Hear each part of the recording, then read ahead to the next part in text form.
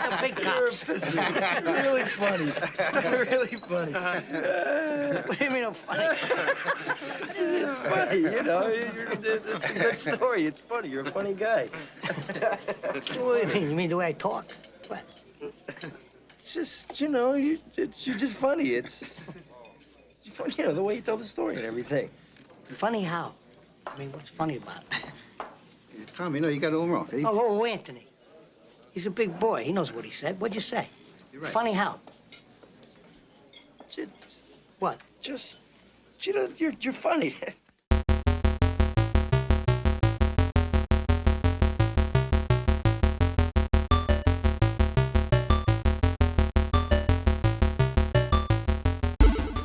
Hello, everybody. This is Paul Stukel, the producer of Just a Couple of Guys. Pat and Ray are out this week, and so we thought we'd bring you a best of episode, and I think this one's kind of fun. It's a best of outtakes. And for those of you who don't know, the outtake segments are Pat and Ray at their most unguarded. They're just talking to each other about stuff. The recording is low volume. It's just them chatting. And so usually it's fun to listen in on them. You know, we typically try to get rid of all the dirty words. That's for you, Ray.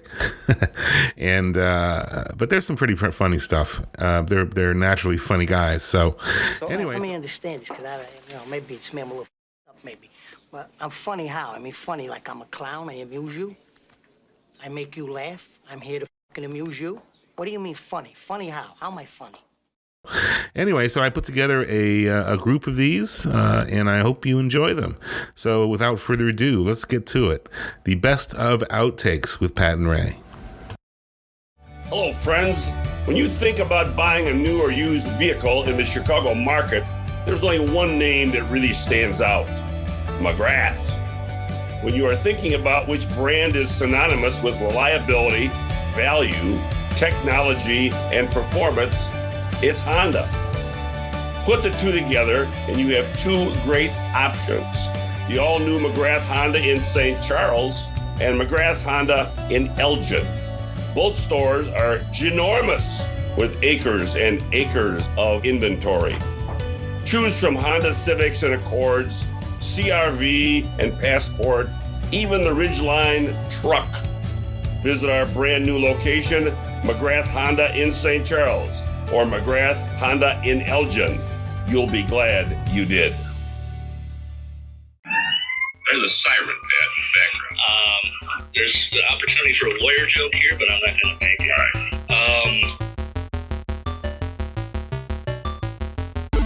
There are a variety of things that are possible. I wrote down some. We have some ideas. Seasonal allergies.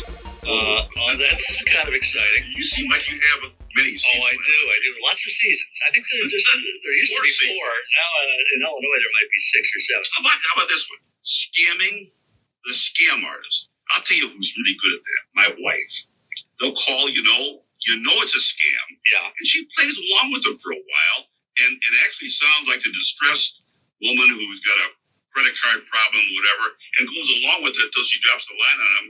And now I'm going to call the police. And then they hang up. I see. Lots of play acting over at the Regina House.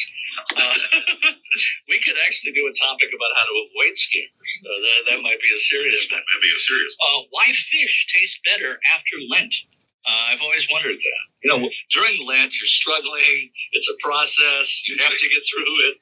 Did you give anything up for Lent this year? No, I don't do that anymore. I don't know why. I just, what's really a sacrifice? It's hard to sacrifice things. I mean, my kids gave up Starburst one year. It's just, unless you're bleeding, I don't know what kind of a sacrifice you're making. Road construction is always a good topic.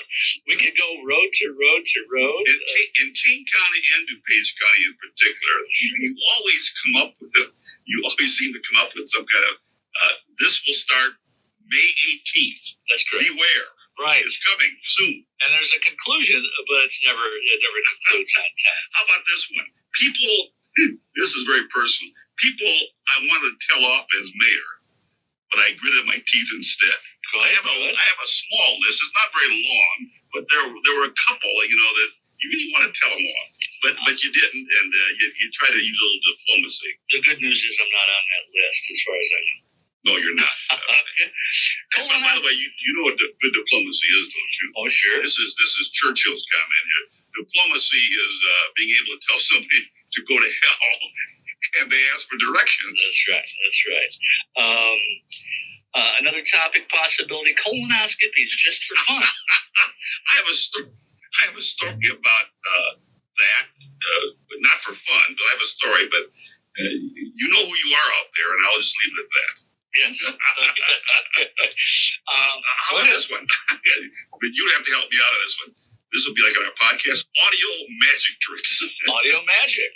You have to describe the magic tricks. So you're doing the magic and I'm doing the play-by-play. Ray's taking a sparkler out of his pants, that kind of thing. I don't know. This is kind of a serious one. I thought maybe TikTok takes. Whereas I watch a TikTok and I describe what's happening. I don't know if it would play, but it seems it would be fun for me. What are your thoughts? That's way over my head. And I will defer you on that.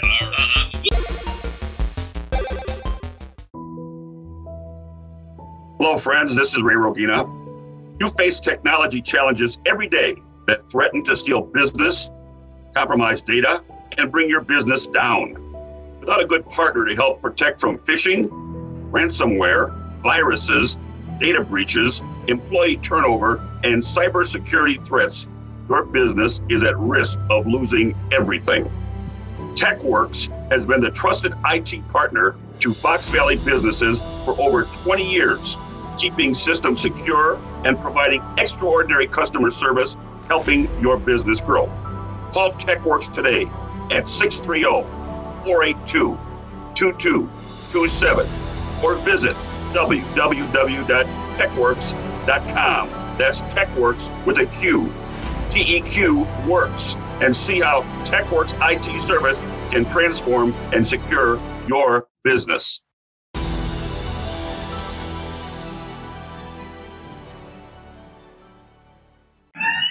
There's a siren, Pat, in the background.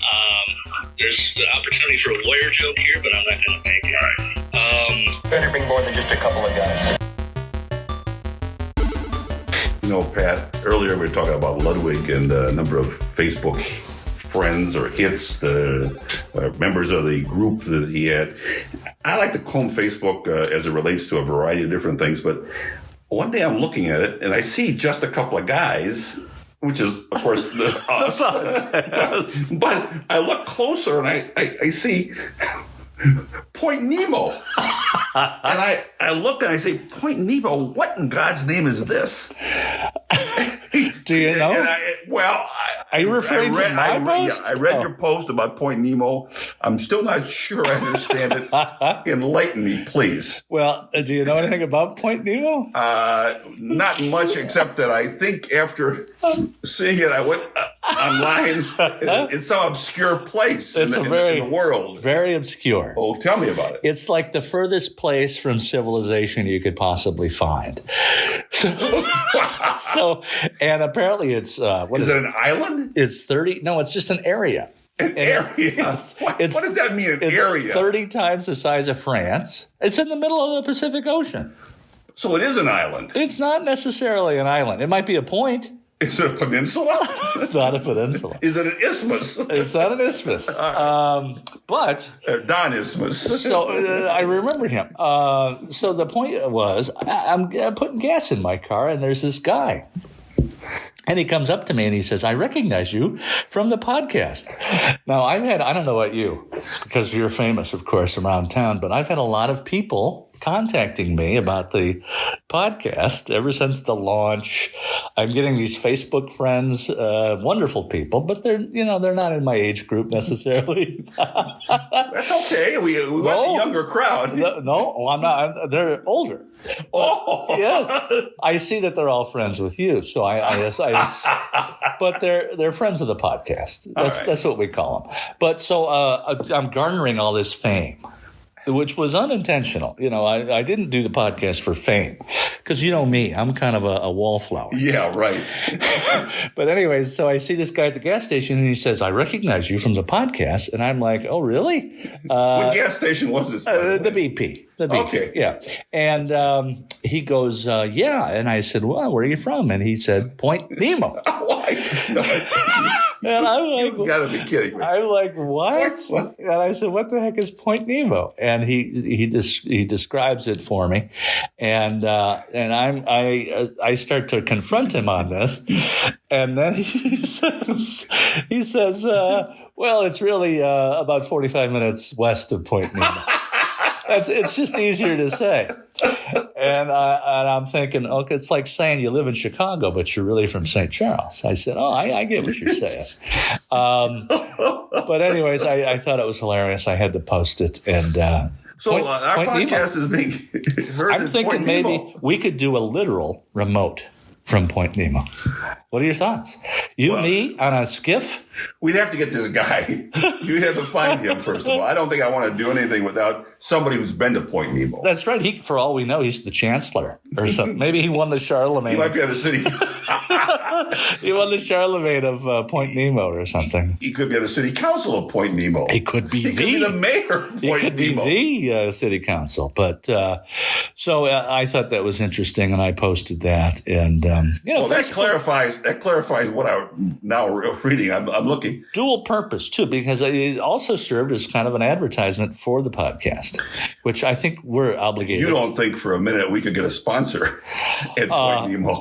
From your friends in Point Nemo, bring your business to us. Huh? I like it. Well, that's see. I'm surprised you didn't ask some questions about beside him living there at Point Nemo. What businesses might exist at Point Nemo? Well, I didn't know what he was doing. You said it's the size of France. 30 times the size of France. No, this is an area that is so far removed from civilization. Nothing grows, nothing lives, nothing. Whatever. There's no life. I think you're putting me on here. Well, if anybody's putting anybody on, the guy filling his tank was putting me on. Let me ask one more question, and we'll call this a day.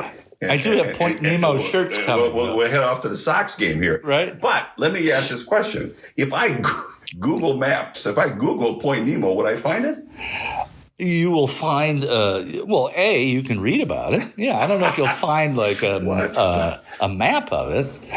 I found my boyhood home on Google Maps. Google Maps is outstanding. Well, you can find everything you want. I'm sure you can find your home. The difference there is that yours is probably some kind of a special historical preservation.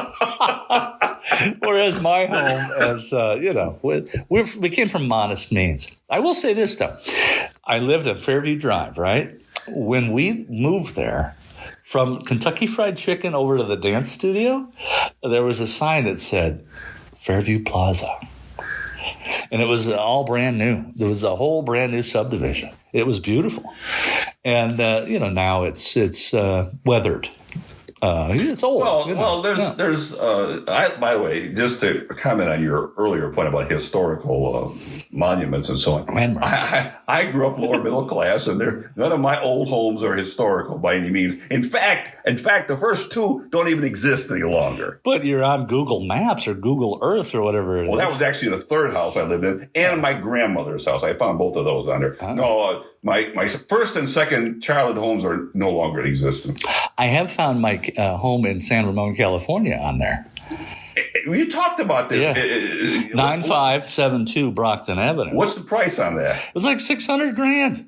It's a 3-bedroom ranch. Well, that's that Bay Area. Though, my God, it was crazy. It was so small that I could barely walk down the hallway. And this is before the massive weight gain. I could barely walk down the hallway. But we had fruit trees. It was a beautiful little place, but it was very small. It's not $600,000. I don't care who you are. Well, my childhood home was a 2-bedroom, not 3-bedroom, 2-bedroom bungalow with a sunroom that became the little guy's bedroom when a surprise third child came along. Sure. He was thrown out into the sunroom note because to there was no self. other bedroom available. Surprise third child. You have my younger brother. But it was right next to that coal mine you worked at for those 8 or 9 years growing up. Not coal mine, Commonwealth Edison plant. 3 summers.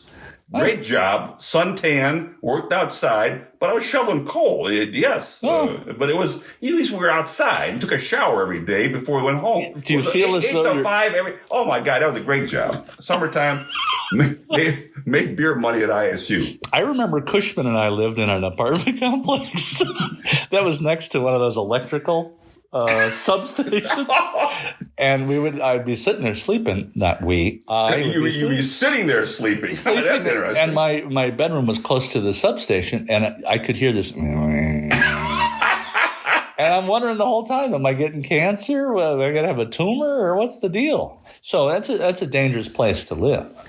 Yes. But it made you the person you are today, Charlemagne Award winner. Not only a Charlemagne, but the 100th Charlemagne. Please. Let's. No, what are the odds that you would be the 100th? Long. All right. That. I think we should go. Let's go to the Sox game. All right.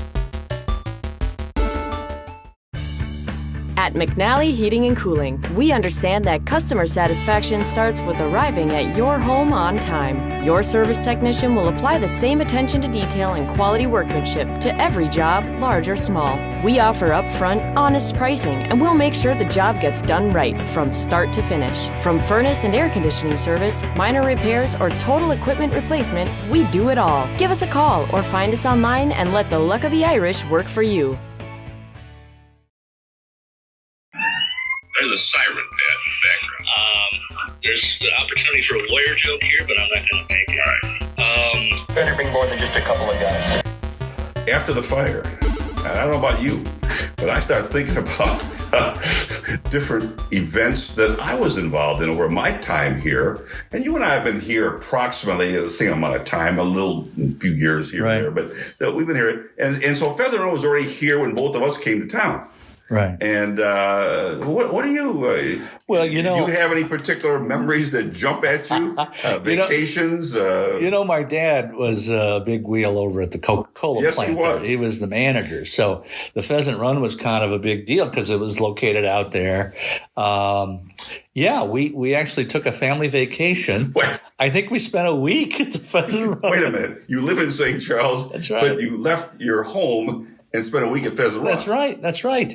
And I can't explain it. I did. How old were you, Pat? Probably 9 or 10. All right, so we're in elementary school. Sure. And I remember throwing ice cubes down the hallway. We had how they play pennies or dimes, Cincinnati Kid? Right. We used to do that with ice cubes. But, they had the pool. Yes. They had the golf course. So it was nice. And now I know we spent a week at the Howard Johnsons also, but I think that was before we moved in. Coca-Cola was wonderful. You might have been a precursor to family vacation with Chevy Chase. I was. We traveled well. We used to go in my youth. We used to go. They had a 3 o'clock liquor license, didn't they? Yes, they did.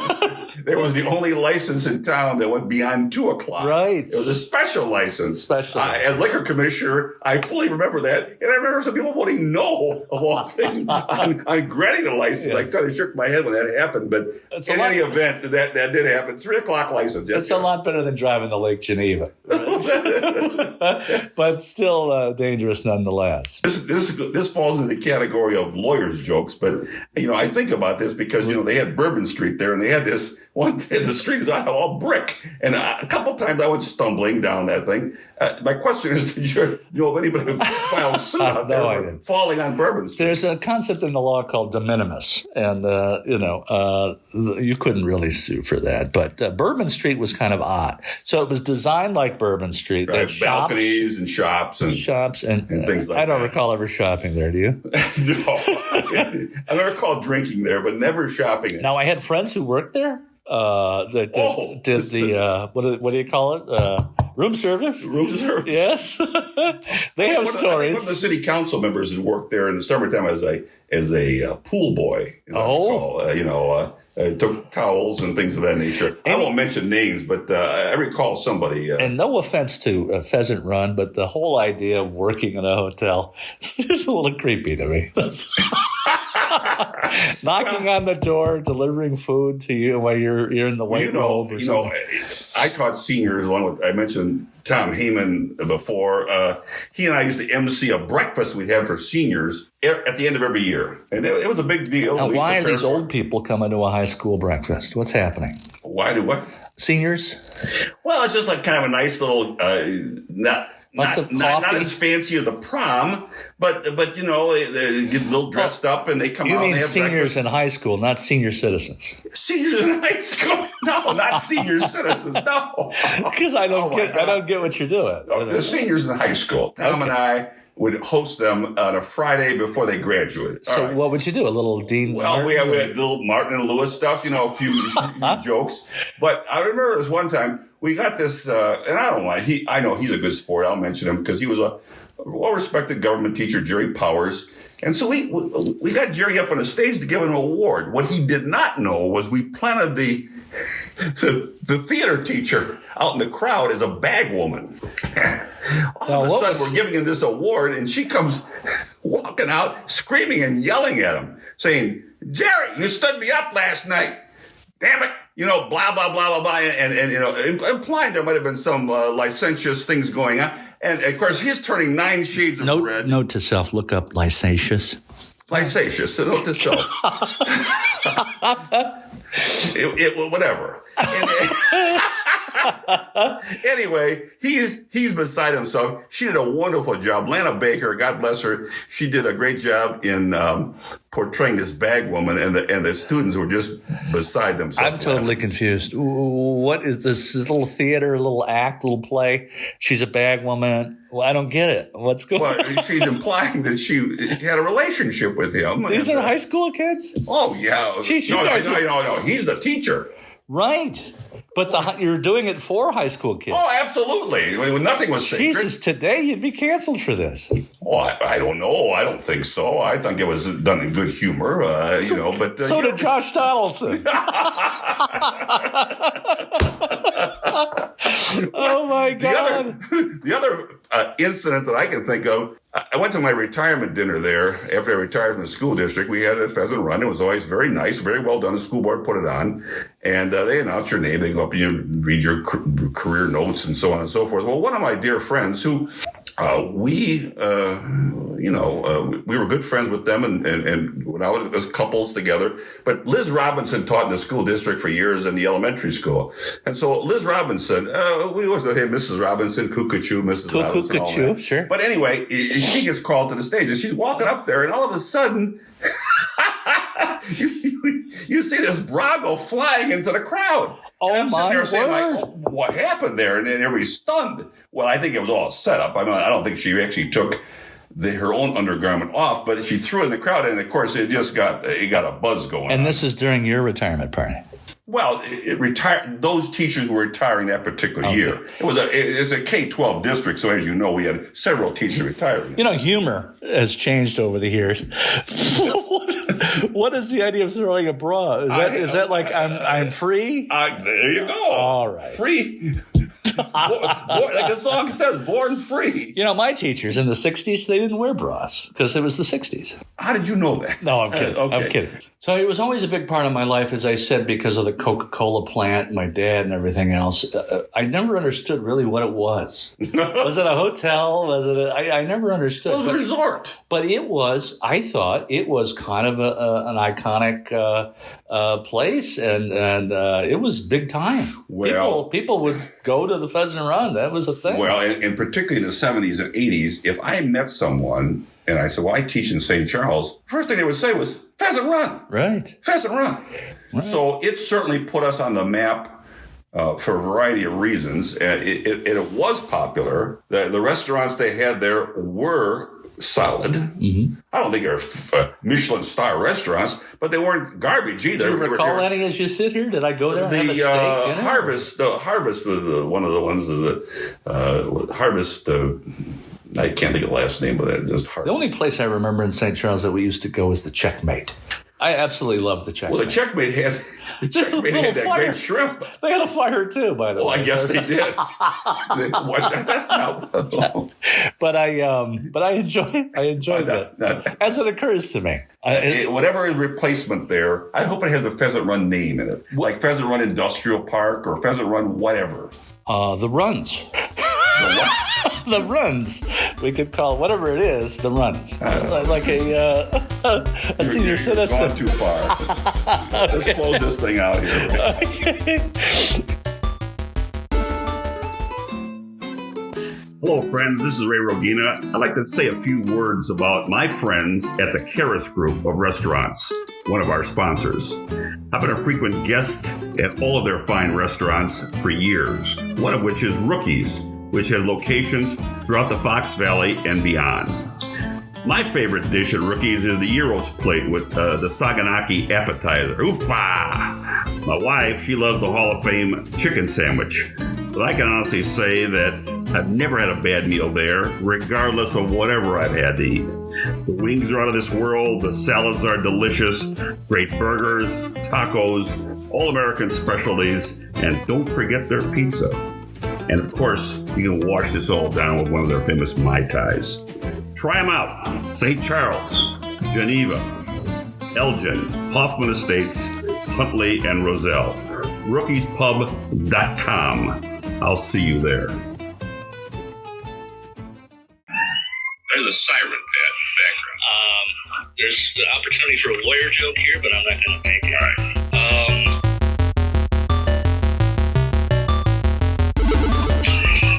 Hey, last night, did you happen to watch the first of two inner-city Sox Cub games? That always seems in the past have been, but for some reason this year, I suppose it's the terrible weather, the fact that both teams have got up to a slow start, that it just, the pizzazz and the oomph is just not there. You know, as a kid, I would go to the opening day of Wrigley. I think I went 3 years in a row, and froze all 3 times. So I developed this rule that I basically would not go to Wrigley Field until the ivy on the wall was green. So it had to be a certain temperature for me to even go. And last night's game, I don't know why they felt they had to play that game, but boy, cold, wet, damp, moist, misting. And you're risking players. And they cost so much, I can't imagine why we're putting those players out there to risk injury. And I said unequivocally as a Sox fan, I said, Sox should be devastating this year. The lineup is strong. Pitching staff is strong. Of course, what happened? And before I even comment on that, you made the comment that I thought that actually made the day. You said, well, I like the Sox, and I think they're going to be good, and so are the Dodgers, and so forth. But with a short spring training and with injuries of any kind, all bets are off. And sure as shooting, White Sox are a perfect example of such. Devastating injuries. I'm not making excuses because La Russa has made a few bonehead decisions that I, the fan, didn't agree with.